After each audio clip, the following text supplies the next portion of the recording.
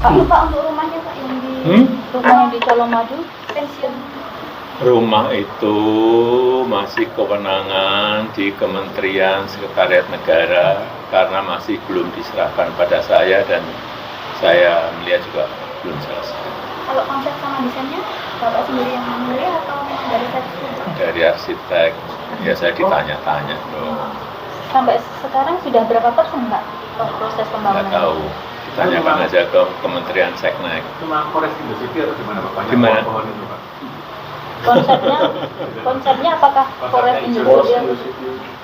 Nggak ada konsep-konsep.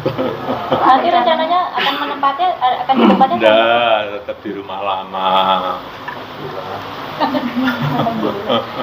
Ya, yang lain. Udah punya rumah kok.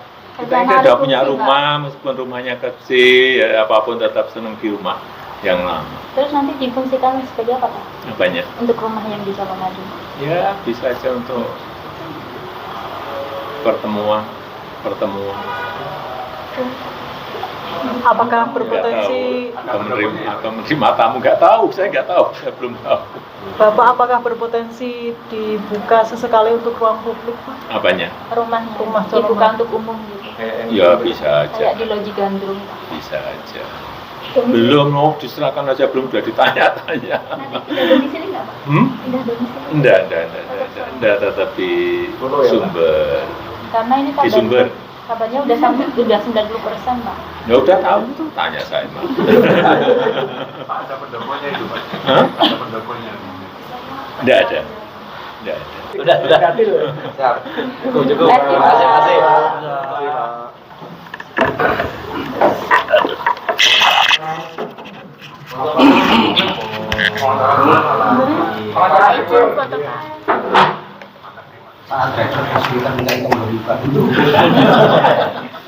Dari sekian banyak yang sudah dilakukan cuma yang susah.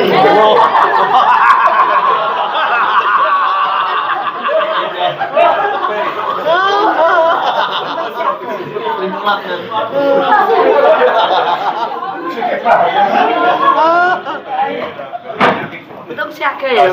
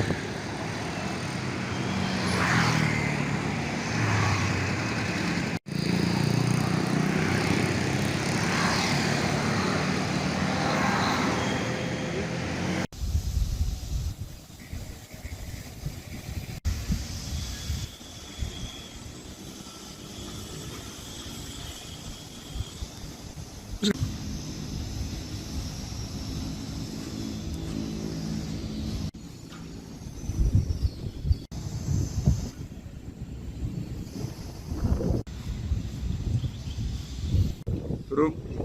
Oke. Oke. Cek tangannya kita. Oke. Kita gede.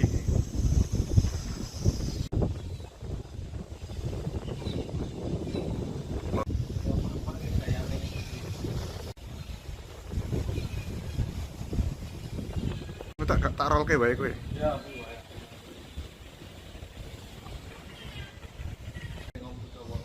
Sing ndi? Seperti apa Pak teman-teman? Ini, jadi kita harus tahu masalahnya dulu. Ya. Di Jakarta itu kemacetannya sudah parah. Ini sudah sejak 30 tahun, 40 tahun yang lalu, 20 tahun yang lalu. Dan Jabodetabek juga kemacetannya parah. Termasuk Bandung juga kemacetannya parah. Dari kemacetan itu, negara rugi secara hitung-hitungan, kalau di Jakarta saja kira-kira 65 triliun per tahun. Kalau Jabodetabek plus Bandung, kira-kira sudah di atas 100 triliun per tahun. Nah, untuk mengatasi itu, kemudian direncanakan dibangun yang namanya MRT, LRT, kereta cepat, dan sebelumnya lagi KRL, ada juga kereta bandara, agar masyarakat berpindah dari transportasi pribadi, mobil atau sepeda motor ke kereta cepat, MRT, LRT, kereta bandara, KRL, agar kerugian itu bisa terkurangi dengan baik. Dan prinsip dasar transportasi massal, transportasi umum itu adalah layanan publik. Ini kita juga harus ngerti, bukan mencari laba. Jadi, sekali lagi, transportasi massal, transportasi umum itu tidak diukur dari laba, tetapi adalah diukur dari keuntungan sosial. Social return on investment. Apa itu?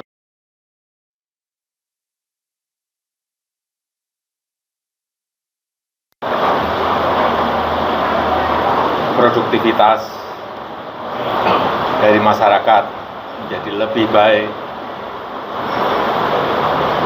Kemudian apalagi polusi yang berkurang, waktu tempuh yang bisa lebih cepat. Disitulah keuntungan sosial yang didapatkan dari pembangunan transportasi massal. Jadi sekali lagi, kalau ada subsidi itu adalah investasi, bukan kerugian.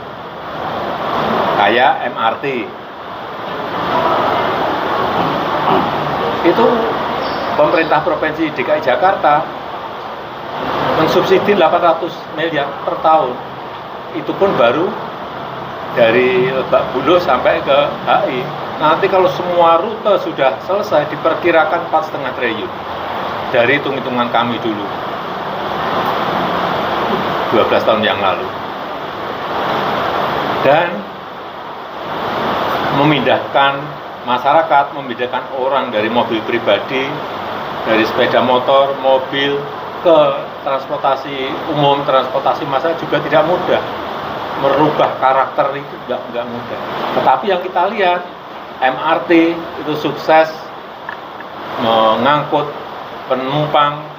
Sejak diluncurkan itu sudah 171 juta penumpang. Kereta cepat sejak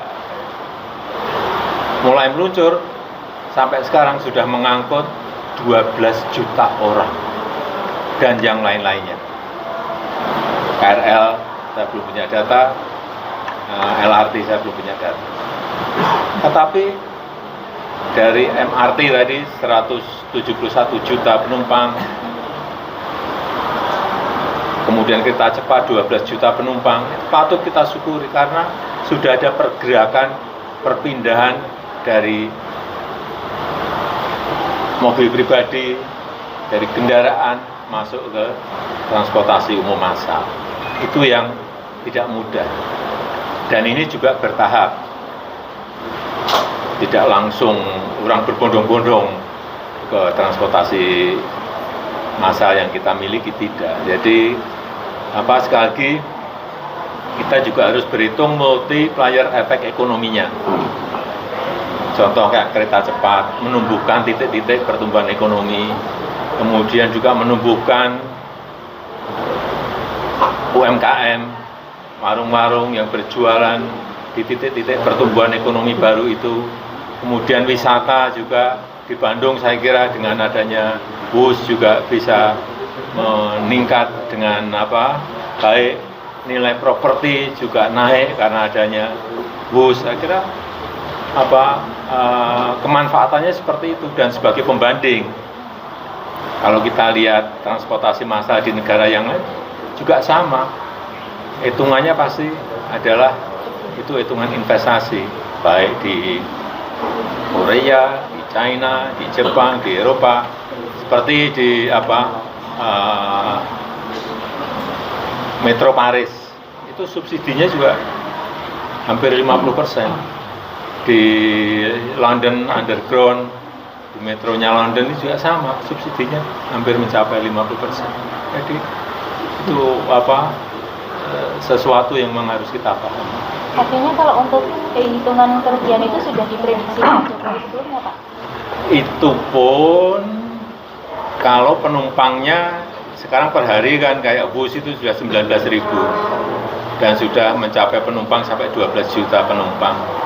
Itu kalau setiap tahun naik orang berpindah, ya kerugiannya akan semakin mengecil. Ini kan baru tahun pertama.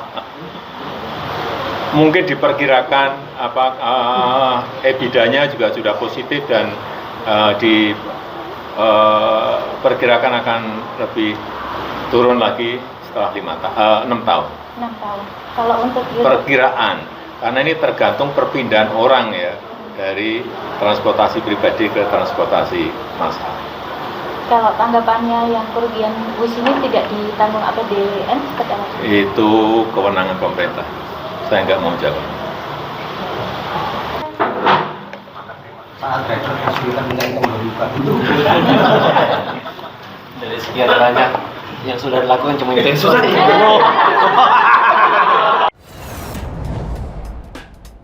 Saatnya Gen Z tentukan arah. Dialog inspiratif bersama narasumber terkemuka. Generasi muda melek finansial di era digital. Workshop beauty class. Audisi calon jurnalis muda iNews. Live stage performance musisi tanah air. iNews Media Group Campus Connect 28 dan 29 Oktober 2025. Connecting Ideas, Inspiring Future.